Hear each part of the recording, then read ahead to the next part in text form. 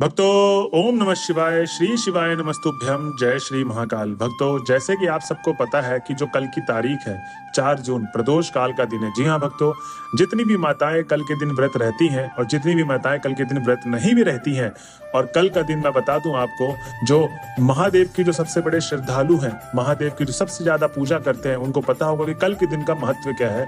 और भक्तों, इसीलिए आज की ये वीडियो मात्र आपके लिए है। जी हाँ भक्तों, इस वीडियो में आज के दिन गुरुदेव जी ने 3 ऐसे उपाय बताए हैं जो आपको कल प्रदोष काल के दिन करने हैं। जी हाँ भक्तों, गुरुदेव जी कहते हैं कि इन तीनों उपायों में अगर आप एक उपाय भी कर लेते हैं तो आपके जीवन में अगर धन से रिलेटेड बहुत ज्यादा समस्या है, या आपके घर में कलेश बहुत ज्यादा रहता है, या आपके जीवन में बहुत ज्यादा कांटे बिछे हुए हैं, आए दिन आपके घर में कोई ना कोई आपके जीवन में दुखी रहता है, अगर आपने कर्जा बहुत ले रखा है, या अगर आप कोई बिजनेस स्टार्ट करना जा रहे हैं, या कोई धंधा स्टार्ट करने जा रहे हैं, या कोई दुकान खोलने जा रहे हैं, उसके लिए आपको पैसे की जरूरत है, या अगर आपके घर में जो बच्चा है वो पढ़ाई से रिलेटेड बहुत ज्यादा कमजोर है, उसकी पढ़ाई से बहुत ज्यादा चिंतित बने रहते हैं, आपके दिमाग में यही रहता है कि मेरे बच्चे की पढ़ाई का होगा क्या, और आपके बच्चे की जो संगत है वो बहुत ज्यादा खराब हो चुकी है, और अगर आपके घर का जो व्यक्ति है बहुत ज्यादा कोई कलेश करता है, ये सारी की सारी समस्याएं जो मैंने आपको बताई है ना, कल के दिन अगर आप प्रदोष काल के व्रत वाले दिन कर लेते हैं, इस दिन आपकी जो भी मनोकामना है वो मनोकामना सारी पूर्ण होगी।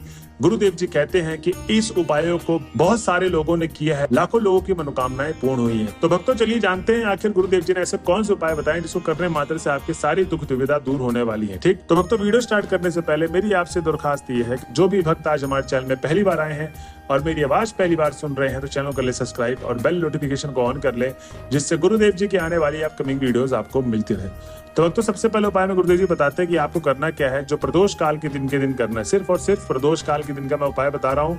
कोई सोमवार, कोई मंगलवार, कोई शनिवार, कोई बुधवार, गुरुवार को उपाय नहीं बता रहा। ठीक, सिर्फ और सिर्फ आपको प्रदोष काल के दिन इन उपायों को करना है।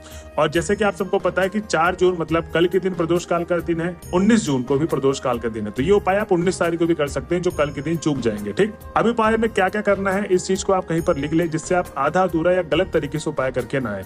तो इस उपाय में गुरुदेव जी कहते हैं कि सबसे पहले तो आपको चाहिए 7 लौंग।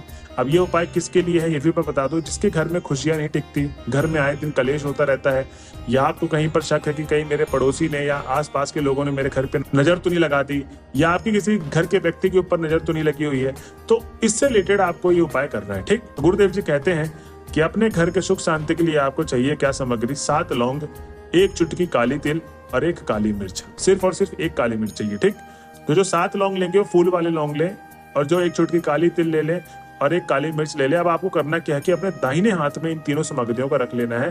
प्रदोष काल के दिन आपको ये उपाय शाम को भी कर सकते हैं, सुबह भी कर सकते हैं, ये आपके अनुसार है। ठीक, गुरुदेव जी कहते हैं कि ये तीनों सामग्री जब आप दाहिने हाथ में रख लेंगे तो आपको ये तीनों सामग्रियों को अपने घर के कोने कोने में, हर कोने में घुमा दें।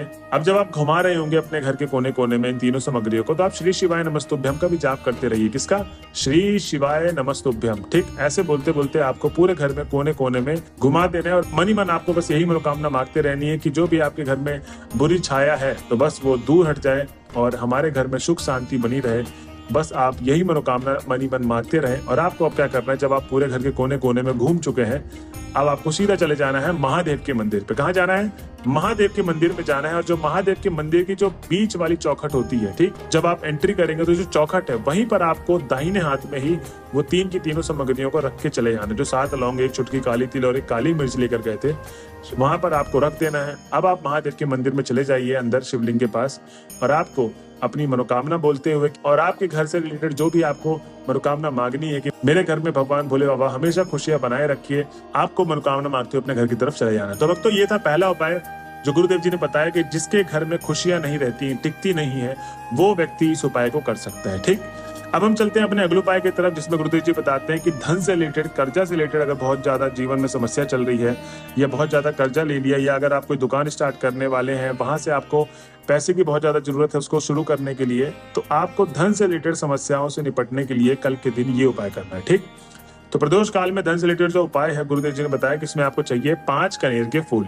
अब जो आप 5 कनेर के फूल लेंगे ना, वो पीले कलर के फूल होने चाहिए, इस चीज का आपको विशेष ध्यान देना है। ठीक, तो 5 कनेर के फूल ले लें और उसके बाद आपको सीधा चले जाना है महादेव के मंदिर में। अब जब आप महादेव के मंदिर में पहुंच गए हैं तो सबसे पहले तो आपको श्री शिवाय नमस्तुभ्यम का 7 से 10 मिनट भगवान भोले बाबा की आराधना करनी है। ठीक, तो श्री शिवाय नमस्तुभ्यम बोलते बोलते आपको 7 से 10 मिनट निरंतर जाप करते रहना है और उसके बाद ही आपको उपाय को शुरू करना है। जब आपने आराधना कर ली तो गुरुदेव जी कहते हैं कि आपको शिवलिंग जो दिख रही है सामने, वहां पर आपको 5 अलग अलग जगह पे कनेर के फूल अर्पित करने हैं। तो जहां पर मैं आपको 5 कनेर के फूल अर्पित करने के लिए बोलूंगा क्रमांक वाइज, वैसे वैसे ही आपको अर्पित भी करने हैं। ठीक, तो आप कहीं पर इसको लिख ले, जब भी आप उपाय करने के लिए जाएं धन से रिलेटेड, तो आपको इसी तरीके से उपाय को करना है। ठीक, तो अभी तक तो आपको पूरा उपाय समझ में आ गया है कि 5 कनेर के फूल लेने हैं जो कहीं से खंडित ना हो, फिर उसके बाद 7 से 10 मिनट आराधना करनी है, फिर आपको अब 5 जगह अलग अलग फूल अर्पित करने हैं। तो 5 जगह जो आप अलग अलग फूल अर्पित करेंगे तो आपको अर्पित ऐसे करना है कि सबसे पहले वाला फूल आपको शिवलिंग के सबसे ऊपर वाले भाग में समर्पित करना है भगवान भोले बाबा के ऊपर। ठीक,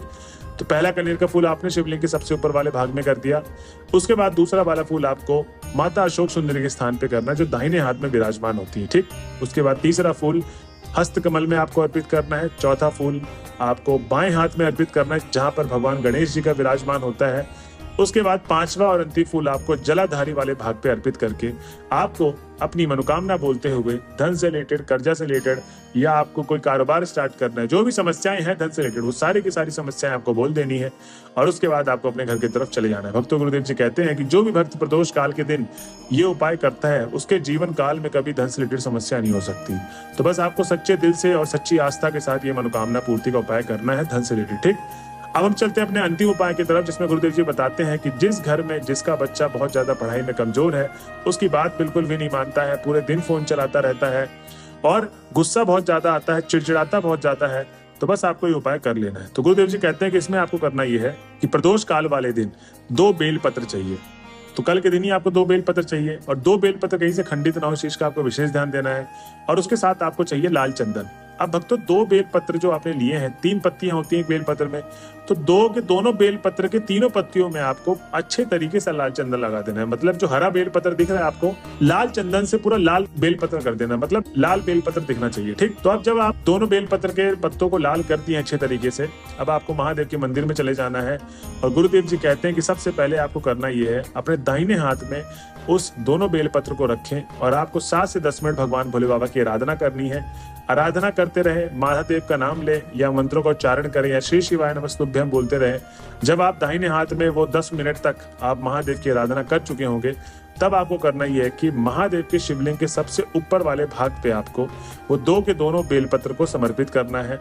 और अब आपको अपने बच्चे का नाम और गोत्र बोलते हुए जो भी समस्याएं हैं, चाहे पढ़ाई से रिलेटेड, चाहे फोन बहुत ज्यादा चलाता है, चाहे गुस्सा बहुत ज्यादा आता है उसको, कोई भी समस्या है बच्चे के जीवन काल से रिलेटेड, वो समस्याएं आपको बोलनी है महादेव के आगे और आपको मनोकामना मांगते हुए घर की तरफ चले जाना है। भक्तों, गुरुदेव जी कहते हैं कि जो भी भक्त मेरे बताए गए उपाय को, तीसरा उपाय जो मैंने बताया है, उसके बच्चे के जीवन काल में भगवान भोले बाबा कभी भी कोई परेशानी नहीं आने देते हैं और वो बच्चा पढ़ाई में बहुत ज्यादा अव्वल आता है। तो भक्तों, ये थे आज के 3 उपाय जो आपको प्रदोष काल के दिन करने हैं। मेरे हिसाब से आपको सारे के सारे उपाय समझ में आ गए होंगे। अगर आपको कोई भी पॉइंट छूट जाता है तो आप इस वीडियो को दोबारा से सुन ले, आपको वो समझ में आ जाएगा। जैसे जैसा गुरुदेव जी ने इस वीडियो में बताया है वैसा वैसा ही आप उपाय को करें।